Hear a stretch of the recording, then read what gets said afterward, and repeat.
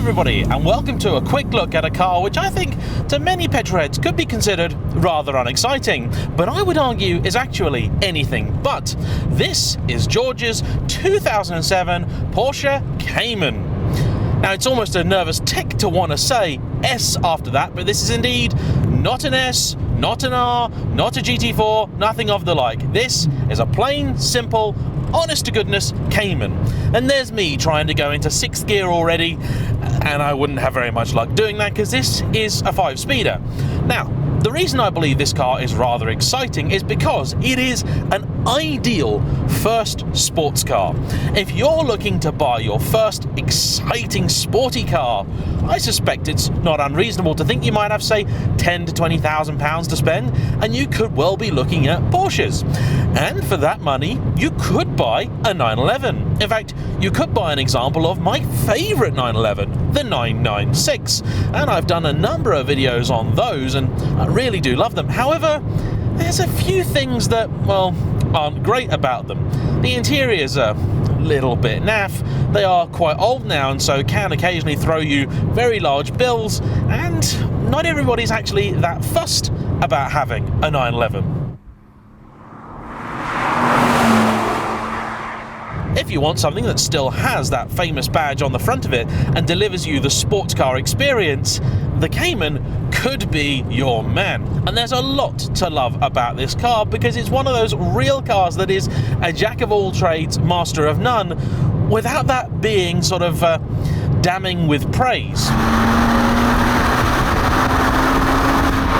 First off, it sounds great and it's quick enough. 240 horsepower or so really isn't that exciting, not even to the common or garden variety Ford Fiesta ST owner. However, it's plenty. This engine delivers its power in a perfectly smooth, linear way, meaning that you really do need to rev it out to get the best of it. If you've grown up dreaming of these sort of naturally aspirated, high-revving sports cars, that's going to give you the experience you desire, even if it doesn't give you the sheer firepower that you might be hoping for.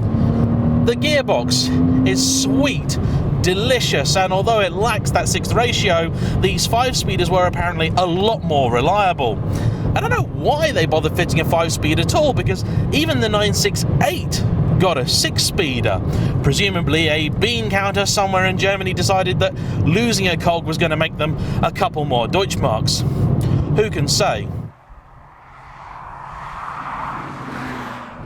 In terms of practicality, it's a wonderful thing too, because you've got a fairly generous boot up front and loads of space in the back and behind your heads. Of course, unlike a 911, you don't get the token 2 seats in the back, but I would argue that that makes the Cayman feel that much more special. And indeed, if you aren't used to this kind of thing, it is a pretty special place to be. You've got a great view out the front, which is sort of a halfway house to a proper supercar. You've got those nice haunches that you can use to place yourself on the road, and the steering, well, it's not Porsche's best, but it's damn enjoyable. It's hydraulic in these still, and it's absolutely beautifully weighted. It's got just the right amount of response to it, and it'll give you a bit of feedback too, so you know when the car is reaching its limits. Now, this car is owned by George, as I may have already mentioned, and him and his other half, Caitlin, have kindly invited me to their back garden to enjoy a few different vehicles owned by people in the club that they help run. And that club, Porsche GB. They run Region 2, which is the north half of Scotland. So if you happen to be anywhere sort of north of Edinburgh pretty much, give them a shout if you want to join in with some fun events, because they're very nice, passionate people, they love their cars, and it's good to see young people getting involved in this sort of thing, because let's face it, most people, including myself, would expect the Porsche Owners Club to just be a sea of fuddy-duddies and oldies and people that are a little bit past and don't actually care about driving anymore, but not the case apparently. Anyway, back to the car. The interior actually feels pretty decent. It's fairly solid, it's not creaking, rattling or anything like that. And again, if you're moving up from a hot hatchback, it is going to feel a step above. Now, this is not exactly loaded with options or tech. There are a few in this car, but they're not particularly exciting. You've got some Cayman script on the silver side sills. You've also got Alcantara in the middle of the seats. You've also got this steering wheel, which I didn't realise wasn't standard, but isn't. and a little sun strip up here.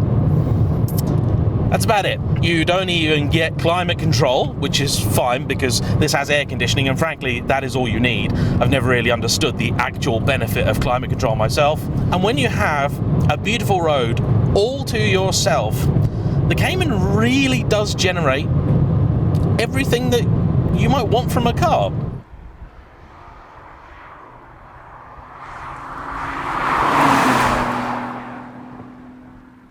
Alright, maybe that's not strictly true. Like I said, it is not a master of any one particular trait, but for that reason, again, I think it's an excellent first sports car, because when you have a car like this, you can work out what areas of a car really appeal to you and which ones you want to improve upon. If you're the sort of person that chases the sharpest handling thing, you want to go after track days and stuff like that, it's an excellent base. There's not really enough power to get you into that much trouble, but there are loads of different options for aftermarket suspension, coilovers, dampers, springs, anti-roll bars, the whole lot. So if you want to make this car into something that's really sharp handling and more track focused, that's easily done. If you want it to sound a little bit more vocal, that can also be achieved thanks to any number of aftermarket exhausts. But personally, I like it how it is. Things I would change would probably include these seats because they're comfortable enough, but they're not really very sportive. I prefer buckets in here, but that is just me. The suspension is, I think, perhaps a little on the harsh side.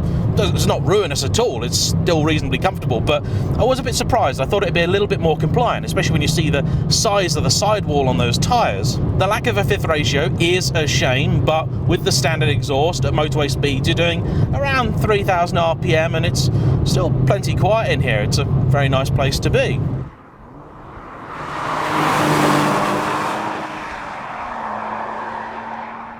I've always been a big fan of these 987 Caymans because they do look distinctly different compared with the Boxster that they share a model designation with.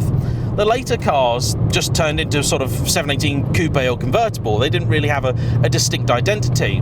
Back when this car was made, it was actually more expensive than the Boxster, so you did get a little bit more power and so on and so forth to try and justify the extra expense. I know a lot of people will be sort of somewhat underwhelmed by the straight line performance of a car like this, but honestly, if that's what you're after, you were looking at the wrong brand anyway. Porsche have very rarely actually been about that. To me, it's more about the driver involvement, the interaction, and that is where the 987 scores really quite highly.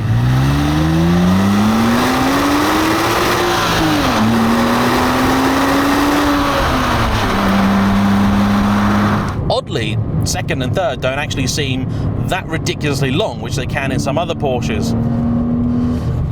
It definitely would be a quicker car, even with the same power but an extra ratio and closer spacing, but you know, it's fine. It's very well made.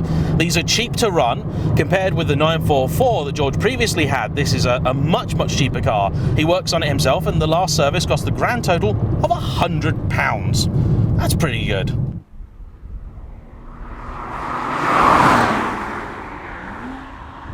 There are plenty of these out there to choose from, and if you do want something a little bit quicker, of course, the S is there as well as the R, which I previously reviewed. And I'm happy to say that there are little bits of the R in this.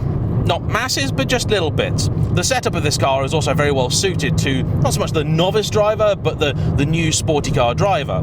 Once you start to press on a little bit harder, its natural inclination is to wash a bit wide, and the steering and chassis give you plenty of advance notice that you're going perhaps just a little bit too fast, so at no point is ever scary or daunting, anything like that.